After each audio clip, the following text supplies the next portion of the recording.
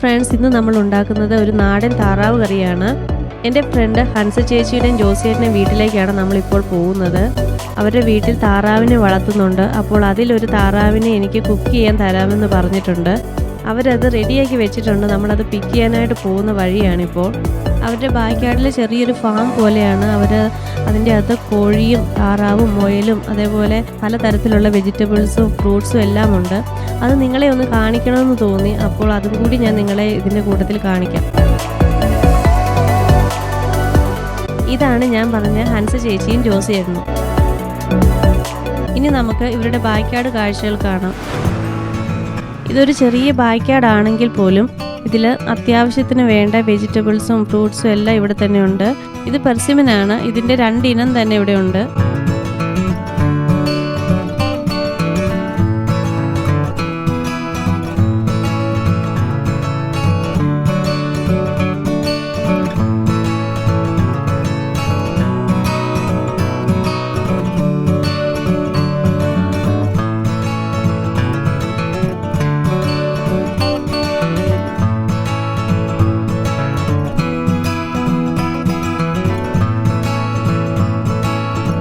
ഇവിടെ ഇപ്പോൾ തണുപ്പ് തുടങ്ങിയ സമയമാണ്. അപ്പോൾ ഈ സീസൺ ആകുമ്പോഴത്തേക്ക് ഒരുമാതിരിപ്പെട്ട വെജിറ്റബിൾസ് എല്ലാം അത് തീരാറായിട്ടുണ്ട്.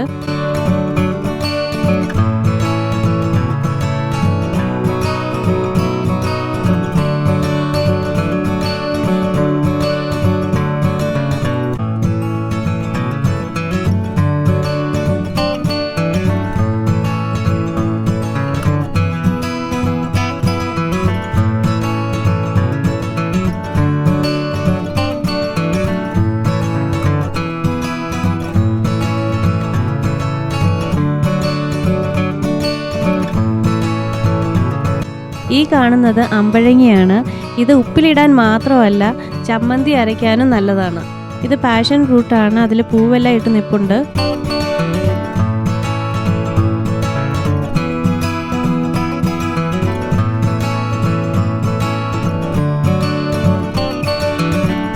ഇത് കണ്ടോ കുമ്പളങ്ങ കിടക്കുന്നത്? ഇതൊരു 100 എണ്ണത്തിൽ കൂടുതലുണ്ട്. നാട്ടിൽ പോലും ഞാൻ ഇങ്ങനെ കുമ്പളങ്ങ കിടക്കുന്നത് കണ്ടിട്ടില്ല.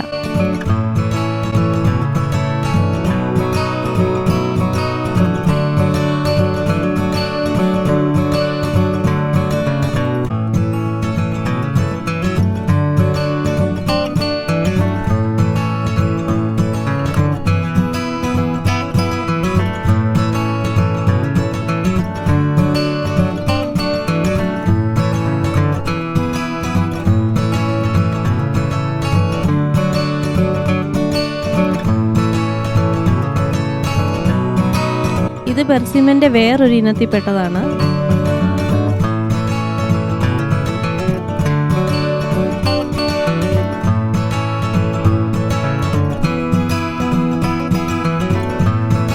ഈ കിടക്കുന്ന ഫ്രൂട്ടാണ് ജുജുബി ഫ്രൂട്ട്. ഇതിന് മലയാളത്തിൽ പറയുന്നത് എളന്തപ്പഴം എന്നാണ്. ഇത് നല്ല ടേസ്റ്റ് ഉള്ളൊരു ഫ്രൂട്ടാണ്. ഇത് കഴിച്ചിട്ടുണ്ടെങ്കിൽ നമ്മൾ തേങ്ങയുടെയൊക്കെ അകത്തെ പൊങ്ങ് തിന്നുന്ന അതേ ടേസ്റ്റാണ് ഇതിന്.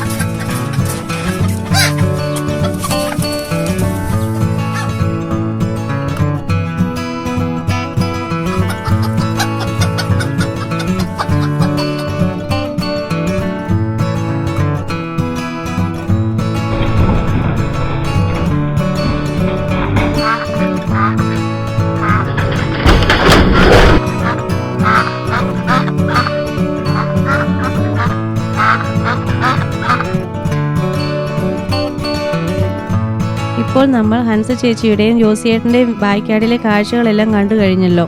ഇത്രയും തിരക്കിൻ്റെ ഇടയിലും അവരുടെ ഹാർഡ് വർക്കാണ് നമ്മൾ കണ്ടത്. നമ്മളിപ്പോൾ അമേരിക്കയിലാണെങ്കിലും യൂറോപ്പിലാണെങ്കിലും അല്ലെങ്കിൽ ഇന്ത്യക്ക് വെളിയിൽ എവിടെയായാലും മലയാളി എപ്പോഴും മലയാളി തനിമ കാത്തു സൂക്ഷിക്കുന്നതിനൊരു ഉത്തമ ഉദാഹരണമാണ് ജോസിയേട്ടനും ഹൻസ ചേച്ചി. ഇനി നമുക്ക് ഈ താറാവുമായിട്ട് വീട്ടിൽ പോയി അടിപൊളി ഒരു നാടൻ താറാവ് കറി വയ്ക്കാം.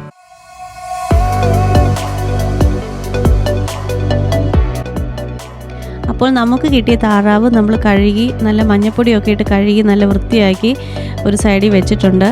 ഇത് ഏകദേശം ഒരു 1.25 കിലോ താറാവുണ്ട്. അപ്പോൾ ഇത് നല്ലൊരു നാടൻ താറാവ് കറി വയ്ക്കാനാണ് പ്ലാൻ ചെയ്തിരിക്കുന്നത്. ഞാൻ നാടൻ താറാവ് കറിക്ക് വേണ്ട ഇൻഗ്രീഡിയൻസ് എല്ലാം ഞാൻ നേരത്തെ തന്നെ റെഡിയാക്കി വെച്ചിട്ടുണ്ട്. അപ്പോൾ അതെന്തൊക്കെയാണെന്ന് ഞാൻ ഓരോന്നായിട്ട് പറയാം. ചെറിയ ഉള്ളി ചെറുതായിട്ടിങ്ങനെ അരിഞ്ഞത് ഒരു 20 എണ്ണം. പിന്നെ വേണ്ടത് വെളുത്തുള്ളി ഒരു 5-6 എണ്ണം, 2 ചെറിയ കഷ്ണം ഇഞ്ചി, പിന്നെ കുറച്ച് തേങ്ങാക്കൊത്ത്. പിന്നെ വേണ്ടത് ഒരു തക്കാളി ചെറുതായിട്ട് അരിഞ്ഞത്, പിന്നെ 4-5 പച്ചമുളക് നെടുകെ കീറിയത്, പിന്നെ ഒരു 3-4 തണ്ട് കറിവേപ്പില. പിന്നെ വേണ്ടത് മഞ്ഞൾപ്പൊടി 1/2 ടീസ്പൂൺ, ഗരം മസാല 1 ടീസ്പൂൺ, മല്ലിപ്പൊടി 4 ടീസ്പൂൺ, കുരുമുളക് പൊടി 1 ടീസ്പൂൺ, മുളക് പൊടി 3 ടീസ്പൂൺ, ഉപ്പ് ആവശ്യത്തിന്, മസാലപ്പൊടി 1 ടീസ്പൂൺ.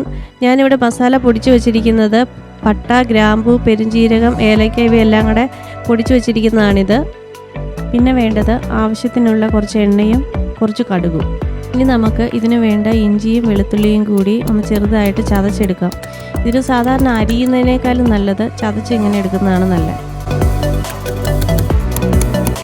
ഇനി നമുക്ക് ചൂടായ ഈ പാനിലോട്ട് കുറച്ച് എണ്ണ ഒഴിച്ചു കൊടുക്കാം. ഇപ്പോൾ എണ്ണ നല്ല ചൂടായിട്ടുണ്ട്. ഇതിലോട്ടൊരു 1/2 ടീസ്പൂൺ കടുക് ആഡ് ചെയ്യാം.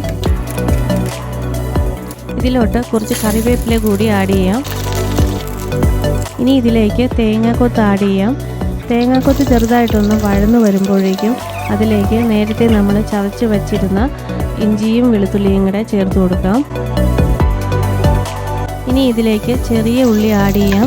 ചെറിയ ഉള്ളി ഇടുന്നൊരു പ്രത്യേക ടേസ്റ്റ് കിട്ടും സവാളയൊക്കെ ഇടുന്നതിനേക്കാളും. അതുകൊണ്ടാണ് ചെറിയ ഉള്ളി ഇതിന് പ്രത്യേകമായിട്ട് ചേർക്കുന്നത്. ഈ ഉള്ളി നന്നായിട്ടൊന്ന് വഴന്നു കഴിയുമ്പോൾ അതിലേക്ക് തക്കാളിയും പച്ചമുളകും കൂടെ ചേർത്ത് കൊടുക്കാം. ഇനി ഇതിലേക്ക് പൊടികളെല്ലാം ചേർത്ത് കൊടുക്കാം.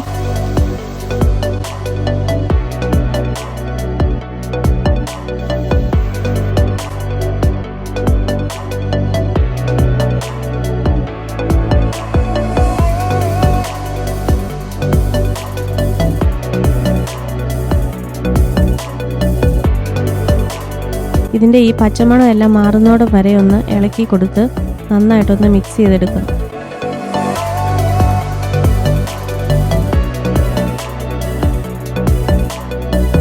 ഇനി ഇതിലേക്ക് നേരത്തെ കഴുകി വൃത്തിയാക്കി വെച്ചിരിക്കുന്ന താറാവ് ആഡ് ചെയ്ത് കൊടുക്കാം. ഇനി ഇതിലേക്ക് ആവശ്യത്തിന് ഉപ്പ് കൂടി ഇട്ട് കൊടുത്ത് നന്നായിട്ടൊന്ന് ഇളക്കി കൊടുക്കാം. ഇതിൻ്റെ എരിവൊക്കെ ആവശ്യത്തിനനുസരിച്ച് ഓരോരുത്തരുടെ ഇഷ്ടത്തിനനുസരിച്ച് ചേർത്താൽ മതി. എൻ്റെ ഒരു കണക്കനുസരിച്ച് ഞാൻ പറഞ്ഞതേ ഉള്ളൂ. ഓരോരുത്തരുടെ ഇഷ്ടം അനുസരിച്ച് എരിവ് കൂട്ടുകയും കുറയ്ക്കുകയൊക്കെ ചെയ്യാം. ഇത് നന്നായിട്ടൊന്ന് മിക്സ് ചെയ്തിട്ട് ഇതിലേക്ക് ഒരു 2 കപ്പ് ചൂടുവെള്ളം കൂടി ഒഴിച്ച്, ഒത്തിരി ഓവർ വെള്ളം ഒഴിക്കണ്ട, കാരണം താറാവിൽ നിന്ന് അത് കുറച്ച് വെള്ളം എക്സ്ട്രാ വരും. അതുകൊണ്ട് പരുവത്തിന് വെള്ളം ഒഴിച്ചാൽ മതി.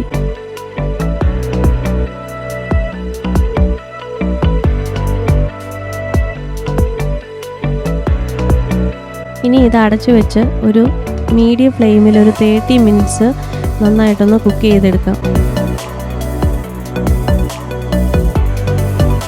ഇപ്പോൾ 30 മിനിറ്റ് കഴിഞ്ഞിട്ടുണ്ട്. ഇനി നമുക്കിതൊന്ന് തുറന്ന് നോക്കി ഇത് വെന്തോന്നും അതിന് ഉപ്പും എരിയൊക്കെ പരുവത്തിനാണോ എന്നെല്ലാം ഒന്ന് നോക്കാം.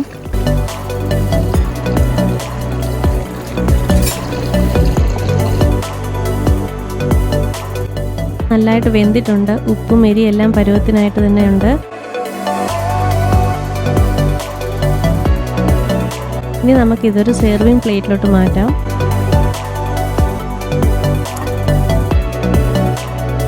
ഈ നാടൻ താറാവ് കറി എല്ലാത്തിൻ്റെ കൂടെയും ചേരുന്ന ഒരു കറിയാണ്.